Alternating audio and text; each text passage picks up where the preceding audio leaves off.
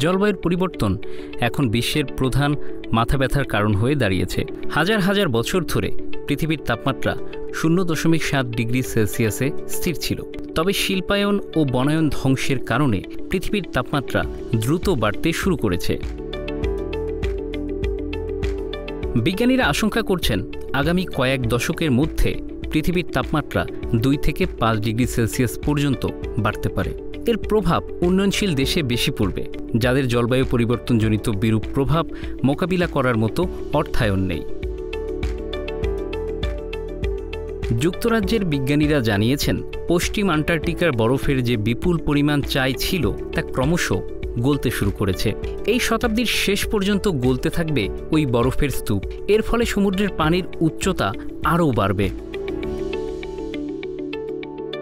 যুক্তরাজ্যের বিজ্ঞানীদের একটি দল দীর্ঘদিন ধরে পশ্চিম আন্টার্কটিকায় বরফের চাই নিয়ে গবেষণা করছেন। সম্প্রতি তারা গবেষণা প্রতিবেদন প্রকাশ করেছে। সমুদ্র গবেষক কেইটলিন নটেন গবেষণাপত্রে লিখেছেন, আমাদের গবেষণা একটি প্রশ্নকে সামনে রেখে এগিয়েছে। বরফ গলাকে কি কোনোভাবে আটকানো যায়? আদৌ কি তা সম্ভব? তাদের গবেষণায় যে তথ্য উঠে এসেছে তা খুব সুখকর নয়। পৃথিবীর সার্বিক তাপমাত্রা ইতিমধ্যেই যতটা বেড়েছে তাতে আর চেষ্টা করেও বরফের সেলফ গলা বন্ধ করা সম্ভব নয়। গবেষণায় বলা হয়েছে, পুরো বরফ গলতে হয়তো একটা পুরো শতাব্দী লেগে যাবে। এর ফলে সমুদ্রের পানির স্তর অন্তত 6 ফুট বেড়ে যাবে। তবে আগামী কয়েক দশকে বরফ গলার পরিমাণ ক্রমশ বাড়বে। সমুদ্র পৃষ্ঠ ক্রমশ ফুলতে শুরু করবে, যার ফলে আগামী কয়েক দশকের মধ্যেই সভ্যতা সংকটের মুখে পড়বে। যুক্তরাষ্ট্রের the National Snow and Ice Data Center গত বছরে 17 ফেব্রুয়ারি প্রকাশিত এক গবেষণা প্রতিবেদনে জানিয়েছিল, ওই সপ্তাহে আন্টার্কটিকার বরফাচ্ছাদিত অঞ্চলের পরিমাণ কমে দাঁড়িয়েছে 1.91 মিলিয়ন বর্গ কিলোমিটার বা 7,37,000 বর্গ মাইল, যা 1979 সালে রেকর্ড রাখা শুরু হওয়ার পর সর্বনিম্ন। এর আগের সর্বকালের সর্বনিম্ন বরফাচ্ছাদিত অঞ্চলের পরিমাণ রেকর্ড করা হয়েছিল। সর্বশেষ 7 বছরের মধ্যে 3 বছরই আন্টার্কটিকার সর্বনিম্ন বরফাচ্ছাদিত অঞ্চলের রেকর্ড হয়েছিল।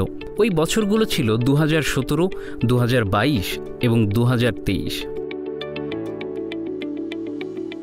সংস্থাটি বলছে, আন্টার্কটিক উপকূলের বেশিরভাগ পানিতেই এখন বরফ নেই।